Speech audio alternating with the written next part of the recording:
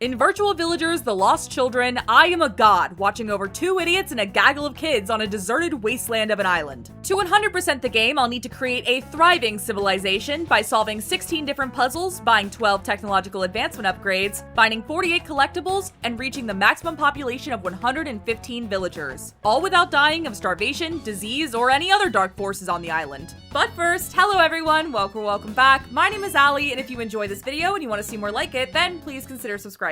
Anyways, once upon a time, two villagers ventured into a cave and almost immediately fell down a waterfall. Oh, okay, well, we're already fucking stupid, so that's not a good start. They somehow survived and landed on a new part of the island, which was filled with dirty children for some reason. And with that, it's time to meet our villagers, starting with our two adults who you may recognize. There's Bobo, who is what his name means in several different languages, and Atepa, whose past life of bearing many children may come in handy now that they're in charge of 5 of them: Kyla, Coral, Echo, Polo, and Pinky. I dragged Bobo around the island to see what I was able to do, and was shocked to discover that they already knew how to fish, which was the best food source in the first game. Bobo and Kyla, the only child old enough to work, began fishing, while Atepa started researching to generate tech points we'd need to unlock scientific upgrades. The rest of the kids were unfortunately pretty useless outside of gathering the occasional mushrooms that spawned. Since there was nothing else to do, I left them for an hour of real time, which is about 6 months in game time. When I came back, they had generated around 200 food and tech points, all of the workers had reached trainee status, and Coral had turned 14, meaning she could also join the fishing team. Compared to the first game, this one seemed much more chill, but I was a bit confused by how little there was for me to actually do or work towards. Honestly, I'm just so thrilled we can fish right off the bat. It is so nice to have like a stable, never-ending food source. That is lovely. Another hour passed, and Atepa bonked her head so hard she couldn't remember anything. The folk remedy was to bonk her again, and while that sounded pretty dumb to me, I'm not a doctor, so I just went with it. She didn't end up remembering anything, but she did gain a boost in every skill, which I think is worth amnesia, probably. Unfortunately, when I checked in on the fishers, I found an even bigger problem. Why are we worried about food? Go fishing. Disgusted by the algae. Why is there algae? Wait, what? That's not fucking good. Now that the ocean was infested with algae, none of the villagers would fish, meaning they went from having an unlimited food source to not having one at all. I figured getting fishing right off the bat was too good to be true, but I didn't expect the game to betray me like that. What the fuck?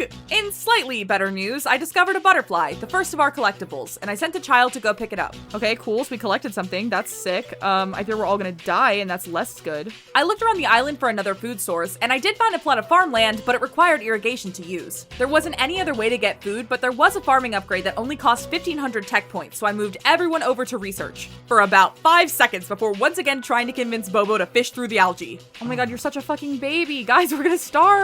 It's just algae. It's fine. You're fine. I figured having 3 scientists would be enough to reach 1,500 points pretty quickly, so I had Bobo start working on building. That was clearly stupid, because when I came back after 30 minutes, he had made literally 0 progress. Because of course he didn't, it's Bobo. We were almost completely out of food, and we still didn't even have half of the tech points we needed. Thankfully, while the adults were flopping, the kids were finding a good amount of collectibles, including our first rare item. I hoped that if I gave them just a bit more time, things would get better, but... Okay, Bobo, how you doing, Bobo? 2%. Thank you, Bobo. And there's still algae. We already have that fucking shell. Guys, this is not good. We are not cooking. There was some good news, as Echo was now old enough to begin researching, and finding a duplicate shell gave us 100 tech points. I was getting kind of desperate, so I checked the puzzles to see if there was anything that might help us. The first one looked like a fire, so I sent Bobo to gather firewood in the hopes that if we lit it, we'd be able to cook or do something else useful. He was able to light the fire, completing our first puzzle and leading to our first town celebration, but it didn't seem like we could actually do anything with it yet. And a few months later, the villagers finally generated enough tech points to unlock the farming upgrade, giving us access to the coconut trees. While this would solve our immediate risk of starvation, it was still far from a permanent solution. After just a year of harvesting, there were only 270 coconuts left in the trees, and going off the first game, it would take a long time for them to regrow. I kept most of the villagers researching with the goal of saving up 5,000 tech points for the first engineering upgrade. I was optimistic that it would allow me to create some sort of way to irrigate the farm or clear up the algae, because without that, we'd be back to starving in no time, as the game not so helpfully reminded me just a few months later. And sure enough, the next time I checked in, we were completely out of food and still almost 2,000 tech points away from the upgrade. I finally just moved everyone to research except for Bobo, who had actually locked in and started building the hut. After a few more months of researching and gathering duplicate collectibles, the scientists finally reached 5,000 tech points and we unlocked the first engineering upgrade. At first I couldn't tell what had changed, but when I put Bobo into the river near the farmland, he started building a dam. I was so relieved that they'd have a more sustainable food source, but when I checked in a few months later, Bobo had made no progress. I didn't know if it was actually going to take a long time or if it was just Bobo being, Bobo, but either way, I had a sinking feeling that my villagers would have to be hungry for quite a bit longer. In better news, Atepa had become a master scientist, and I learned that villagers who master 3 skills would be deemed a village elder. We didn't really have the luxury of multi-classing right now, but I kept that in mind for later. Polo also aged up, and I had him join Bobo on the dam. For the next 2 years, the villagers continued to work, barely surviving on a few coconuts and mushrooms. The builders were actually making decent progress now, but it just wasn't fast enough, and the villagers grew weaker and weaker every day until... Fuck, someone died. Oh god, who was it? Okay, it's Coral. Yeah, fuck. And since the dam was still only 45% complete, I knew it wouldn't be long before the rest of the tribe joined her. Kyla joined the building team, and if you were wondering why I still had so many people researching when they could have been working on the dam instead, me too. I have no idea why I didn't move them earlier, but I didn't, and would have to deal with the consequences. Oh god, someone else. Oh god. Echo. Ugh. I moved Atepa to join the builders in a last-ditch attempt to save the tribe, but I was quickly losing hope, and that wasn't helped when I came back a bit later and found Kyla slacking off. Kyla with love, lock in. 2 seconds later. Oh god, someone just- no, Kyla! Fuck. She really did not want to build that damn dam. I think that was the moment my villagers completely gave up, as they didn't make any progress on the dam over the course of an entire year. Polo died next, and just a few months later, Atepa and Pinky. Oh, we're just left with goddamn Bobo? You're telling me Bobo is the last fucking survivor? And he's oh my god, Bobo. Bobo, this is why everyone else is dead. Bobo, why the fuck are you building the damn hut? Oh my god. Okay. Nope, we're done. So I started a new game, armed with new knowledge, a new strategy, and some new villagers. We of course still had Bobo and Atepa, but this time they were joined by Vava, Amachi, Tiki, Kaki, and Bess. I immediately sent the 3 workers fishing since I now knew we only had a limited amount of time to get food. When I came back a few months later, Atepa had found a spyglass. Just give it to the scientists, they figured it out. Oh my god, 3,000 fucking tech points? Holy shit, thank you Atepa. This was a massive win and put me in a way better starting position than last time. Instead of buying the farming upgrade right away, I decided instead to wait until I could afford the engineering upgrade so that we'd be able to have coconuts as a food source when building the dam. Amachi turned 14 and joined the fishing team, and when the algae came in, they had almost 300 food in reserves, which I hoped would be enough to last a bit. Now that I knew just how important building would be, I decided to put Atepa in charge of it rather than Bobo. I sent her to make the fire, and then she got to work on the hut while everyone else worked on research. That was a good move, as when I checked in again, Atepa was already halfway done with the hut, and she was adept in her field while everyone else was still a trainee. To speed things along a bit, I moved her to research, along with Tiki, who had just aged up, and with 5 scientists, we reached 5,000 tech points in just a year. Atepa started building the dam while everyone else researched, and just 6 months later, we unlocked the farming upgrade. I put Bobo as a farmer and moved Tiki to join Atepa, leaving just Amachi and Vava to research. This seemed to be a great setup, so good in fact that I felt comfortable enough to turn the game on 2 times speed. That made the dam building process feel much faster, and after a little over a year, they were more than halfway done. Around this time, Kaki turned 14, and I decided to have him join Bobo in farming. They started to run out of coconuts again a year after that, but this time I wasn't worried. Alright, haha, I have thought about this time. Get fucked game. We will have it soon, because we are currently 84% complete. Good job, ladies. Very proud of you. I moved Bobo and Kaki to research, and though Tiki began to get a bit weak, everyone was still alive when the dam was finally finished a year later, completing our second puzzle. Not only did we unlock farming, but we also got access to this cool ruins area where pebbles would spawn. Everyone celebrated, and despite how cocky I was a minute ago, I was very relieved that they now had a permanent food source. I sent Bobo and Kaki to farming, Tiki to research, and Atepa got back to work building the hut. The first round of crops grew in just 30 minutes later, and I sent Bobo and Kaki to harvest them, but don't harvest the coconuts, you idiots. There are 10 coconuts and 800 crops. A year later, they had a decent amount of food stored up, Atepa was making great progress on the hut, and the researchers had generated 10,000 tech points, so we bought the exploration upgrade, which would increase the chance of rare collectibles. Since the crops didn't seem to need attention after harvest, I sent the farmers to join the research team. I also noticed a new shiny black thing under the firewood, but Bess wasn't able to collect it. Vava had been slacking off anyways, so I had her try, and she pulled out a cauldron. Bitch, there's been a cauldron this whole time and you guys just noticed this? Hello? Kaki began adding food and water to make a stew, and Vava went around looking for herbs, but instead she found something else. Creating cutting tools? Guys, what the hell? Unfortunately, she wasn't able to actually make them, as she apparently needed some special wood that I couldn't find. She and Kaki finished gathering herbs, and soon they had made stew, completing another puzzle.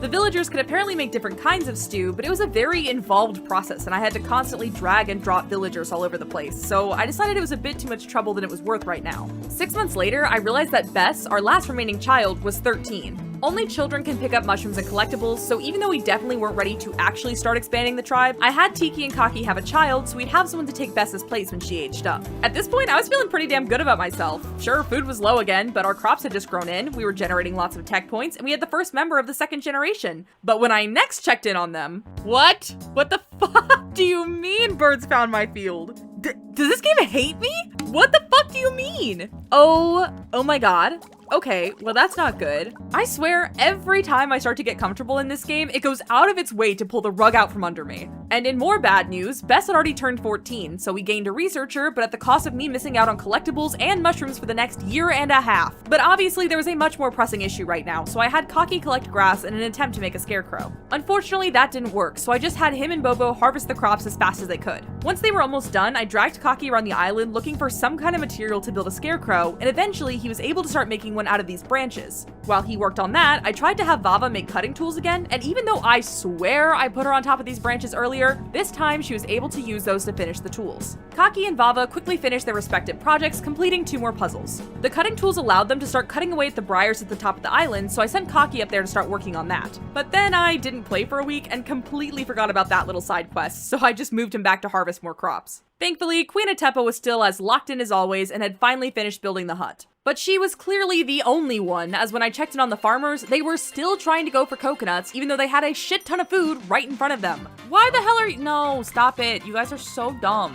Please. Bobo, I expect this from you, but Kaki, I expect better, okay? A little bit later, Tiki's daughter City aged up, but my joy was short-lived when I saw this. Why the fuck are you harvesting coconuts? Kaki, please. Please, sir. You know you're doing bad when Bobo is doing what he's supposed to do and you're not. Oh my god, Bobo. The one time I'm trying to pay you a compliment, you do this to me. I hate you both. Okay, anyways. Kaki, what are you gonna do? Are you going to harvest the bountiful crops? Or are you going— Oh, don't look at me like that. Fuck you. Oh my god. All right, Bobo, are you gonna make a smart decision? I am putting my entire faith in you. Oh, okay. Nope. That's it. You've been fired. Go be a scientist. I switched Atepa to farming, and that seemed to work a bit better. Kaki, can you lock in? Thank you, Kaki. Thank you. See? Okay. All right. Bobo was leading you astray. That is like genuinely what was happening. You're welcome. I have a much better mentor for you here. Okay, cool. I thought everything was finally running smoothly, but why is everyone obsessed with the goddamn coconuts? Oh, I'm gonna lose my goddamn mind. Stop. You're not even a farmer. There are 40 coconuts on these trees, guys. Guys, please. Atepa, you're my last goddamn hope. Atepa, I'm so disappointed in you. Please, guys, lock in. And when I came back, Kaki was still trying to harvest coconuts. I finally remembered he was actually supposed to be cutting down briars anyways, so I switched him to that instead. I also gave Bobo one more chance with farming in the hopes that working with Atepa would help him get his act together. After 6 months of working, Kaki had only made 1% progress on the briars, so I moved Tiki to join him. Once the crops were harvested, Atepa also began to help while Bobo went to research. For the next several months, they worked at their various tasks, with Bobo and Kaki switching to harvest crops as they grew in.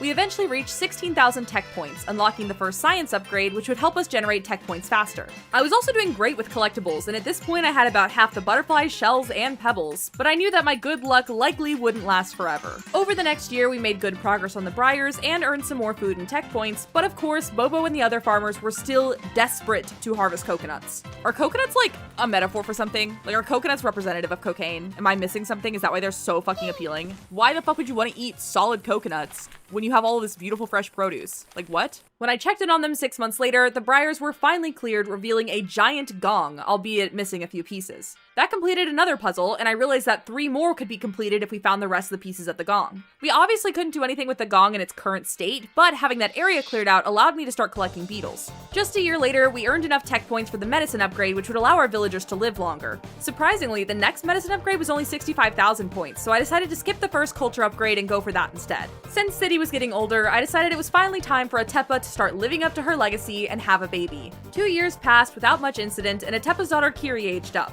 I thought about having Atepa have more kids because it's Atepa, but I also knew expanding the tribe anymore right now would be stupid, so I just sent her back to research. 3 years after that, City aged up and she too joined the science team. I also learned that the farmers seem to be more inclined to actually harvest the crops if I put them in the bottom right corner, as far away from the coconut trees as possible. Or at least it seemed to help Kaki, as Bobo, of course, made it his life mission to be the worst ever. A few more years went by, and since Kiri was rapidly approaching adulthood, I decided to have another kid. Amachi had by far the lowest health, so in a pro gamer move to prevent her from dying, I had her have the baby. By the time her son Gobi aged up, we had enough tech points for the medicine upgrade, but since everyone was still surprisingly healthy, I decided to hold off and go for the fishing upgrade at 90,000 points instead. The next time I checked in on them, I realized that Bobo's hair had turned gray, and just a few months later, so was Atepa's. Neither of them were technically elders yet, but they were definitely getting up there in age. I thought about changing my mind and buying the medicine upgrade in an attempt to prolong their lives, but I decided to hold off as I knew that the fishing upgrade would be better for the tribe overall. Besides finding a good amount of collectibles, the next few years continued as normal until we finally reached 90,000 tech points.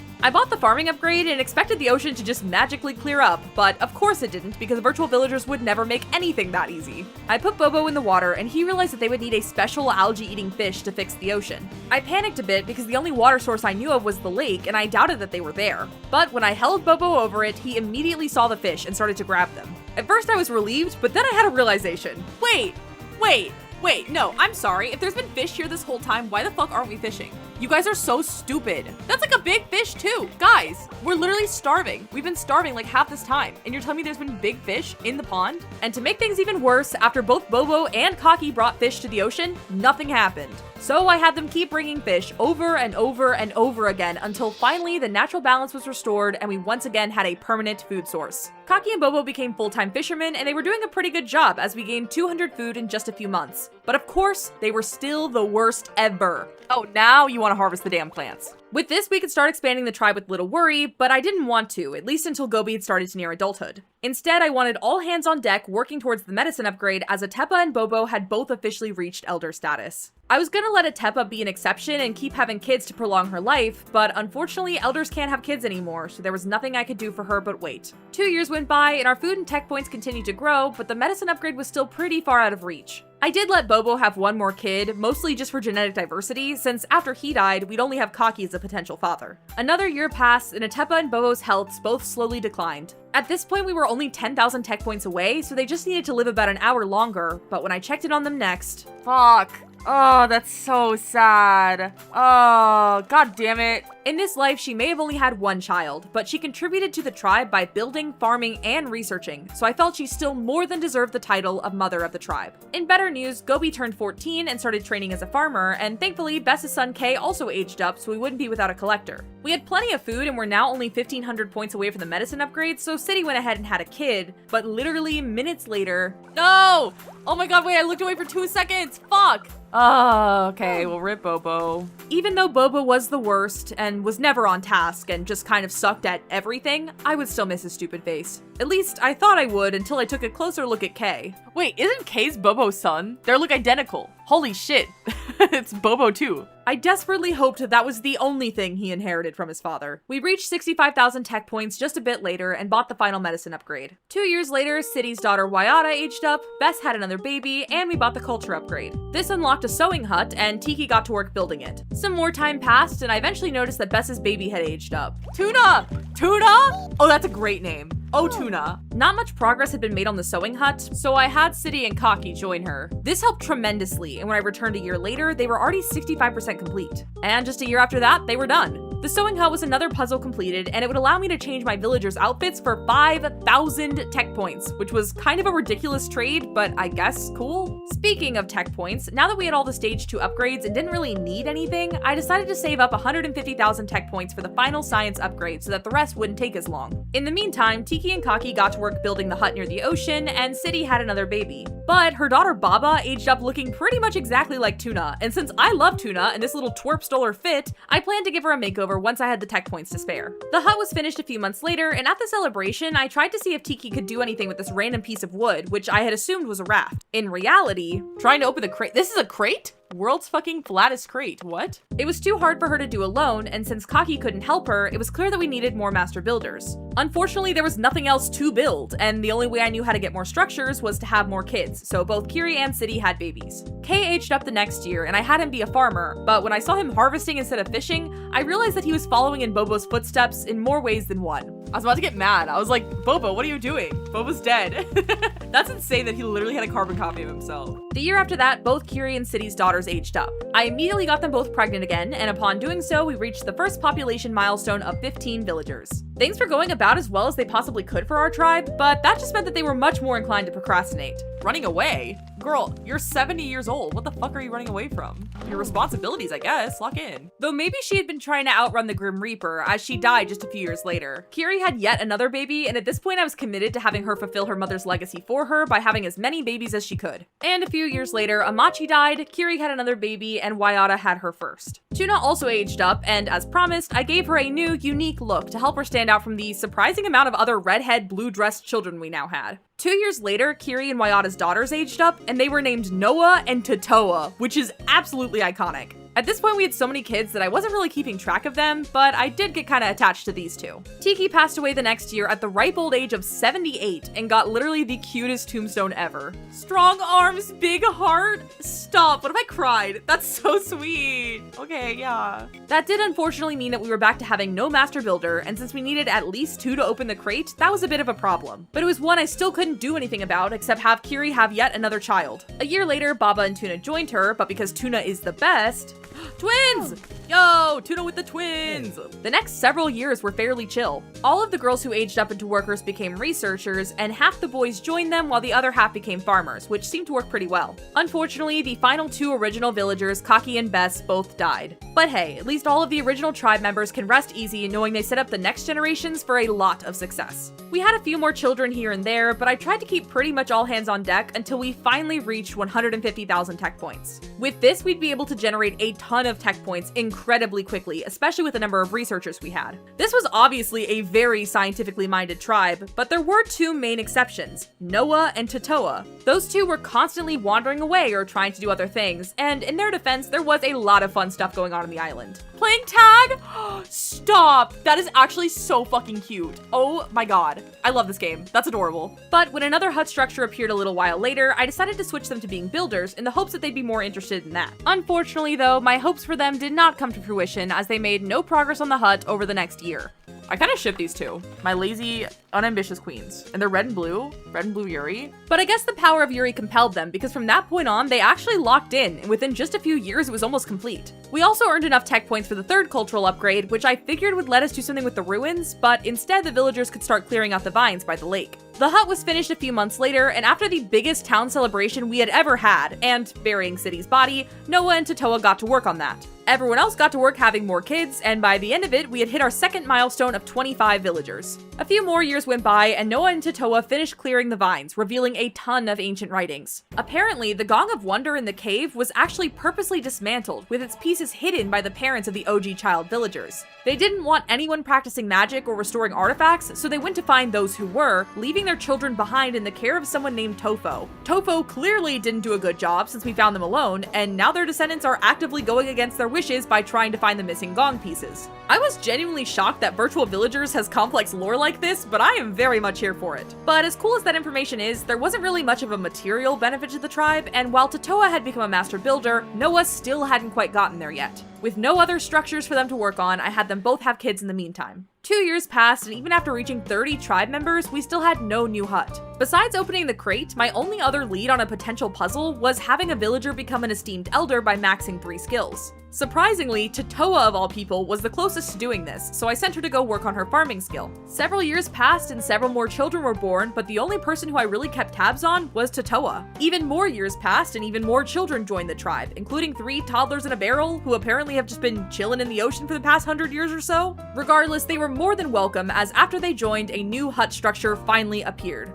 I sent Noah to get to work, and just a few months later, she too was a master builder. The girlfriends reunited, and together they tried to open the crate, but it still didn't work, so I apparently needed a 3rd master builder. I decided that would be Tuna, and she took over building the hut, while Noah and Totoa worked on research and farming respectively in a race to see who would reach esteemed elder status first. It's kind of funny how the 2 laziest women in the tribe have now become 2 of the most important and skilled members. Good for them! A bit after that, we reached the 3rd population milestone of 50 villagers, and the children celebrated by playing the biggest game of tag I have ever seen. We also reached 160,000 tech points, so I bought the 3rd and final exploration upgrade. That left only the 3rd engineering upgrade, which in retrospect I probably should have bought first because it was only 75,000 points, but oh well. And it's not like the exploration upgrade was a waste or anything, because we were still missing 16 collectibles after all of this time. A year later, Tatoa finally became a master farmer, so I moved her to start working on research. Tuna still wasn't done building the hut, even though she had a few helpers, and unfortunately that meant we couldn't have any more kids until it was done. But on the bright side, that meant we had a ton of researchers, so we unlocked the final engineering upgrade and the final technological advancement overall in no time. I figured that would let my villagers build a contraption to get the gong piece out from the bottom of the lake, but instead it gave us a hospital structure. I moved Tuna to work on that, and I had Noah join her since it was pretty clear that Tatoa would be the one to win the title of Esteemed Elder. Speaking of Tatoa, since we no longer needed to generate any tech points, I moved everyone but her off of research and onto either farming or building. With all of the extra hands, the hut was finished just a year later, and as the town gathered to celebrate, I was notified that we officially had our Esteemed Elder, granting us an Elder Totem. Oh, okay. I didn't think they'd put it right the fuck where she was, but sure, Queen, where is she? Where the hell is she? Did she turn into the statue? What the hell? Oh, there she is, Esteemed Elder. Good job, Queen. And since we could now expand the tribe, okay, while everyone's in the middle of town, we're gonna have a big fucking orgy. And have a big fucking orgy we did. I took a look at our remaining puzzles, and I noticed that one looked like the Strange Plants puzzle from the first game. I thought I had already studied all the flowers in the island when I was first making the stew, but in case I missed any, I sent Tatoa around to check each one. But surprisingly, when I brought her to the ancient ruins, she started to uncover them. I had some of the builders get to work on that while she finished checking out the plants, and sure enough, I apparently missed one earlier. With that completed, we only had 5 puzzles left. I assumed 2 of them would be solved once the hospital was built and the crate was opened, so all I could really do in the meantime was wait for Tuna to become a master builder. And thankfully, I didn't have to wait much longer. Ah, Tuna Master Builder! Tuna Master Builder! Oh my god, oh my god, oh my god, oh my god, hold the fucking presses. Alright, I need my other girlies. Where are they? Alright, if 3 is not enough, I will crash out, actually. The 3 of them working together were able to open the crate, retrieving the second piece of the gong. We had another town orgy to celebrate, bringing up our population to 80 villagers. Soon after that, the hospital was finally finished, so I moved all of my builders to work on excavating the ruins instead.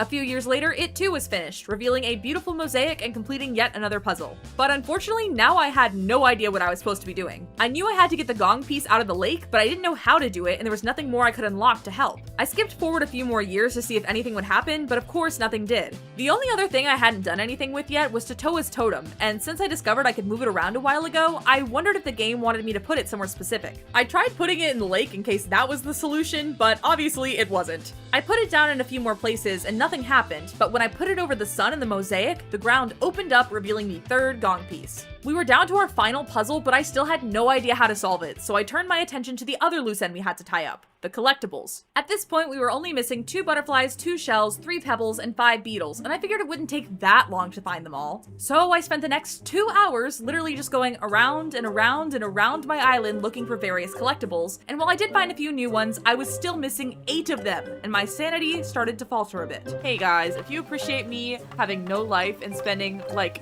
7 hours playing virtual villagers today, 2 of which I've just spent literally like going around in circles looking for items over and over and over again, send help, please. I'm help. But the game threw me a bone after that, and I found the final butterfly, which increased our population maximum by 5. I decided to stop looking for the night and hope that the rest of the collectibles would be easier to find the next day.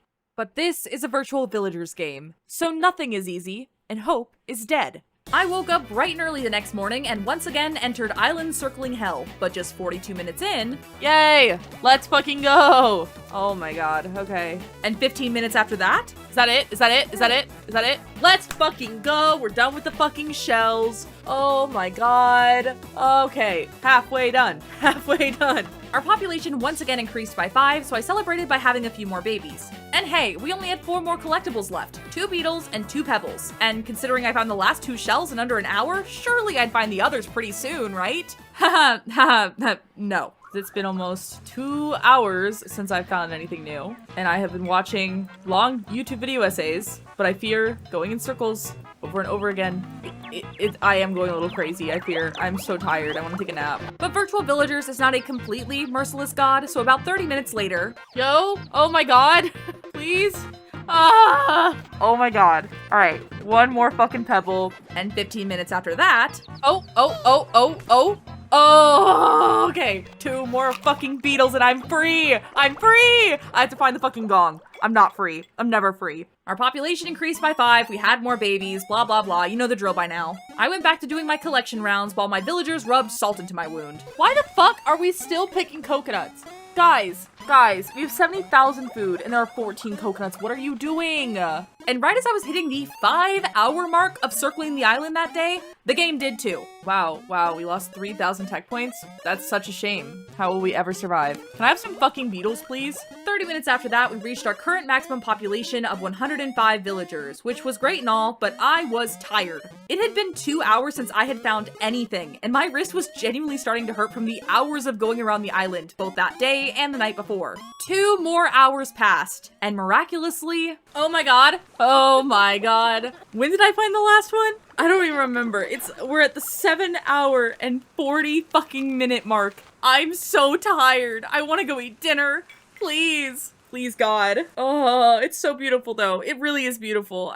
Please. I was so relieved, since based on the pattern set by the other collectibles, the final bug wouldn't be too far behind this one. And it needed to come soon, because I was genuinely losing my goddamn mind. Maybe they're finally having mercy on me. By them, I mean these fucking villagers, man. I know they're hiding it from me. That last beetle, it's up someone's ass or something. I know it. I took my first proper break all day at the 8-hour mark to eat dinner, but I was determined to finish this game that night, so I got back on the proverbial horse just 15 minutes later. Another hour passed. All right, we passed the 9-hour mark today. I would really like to find this beetle soon. And another. About to hit the 10-hour mark. And as you can probably tell, I had no energy at this point. It was almost midnight, I was utterly exhausted, and I knew I should give my wrist a break. I told myself I was going to do 3 more circles around the island, and if I didn't find the last beetle, I'd give up for the night and go to bed. But on the very next lap around, oh my god, I'm free! I'm free!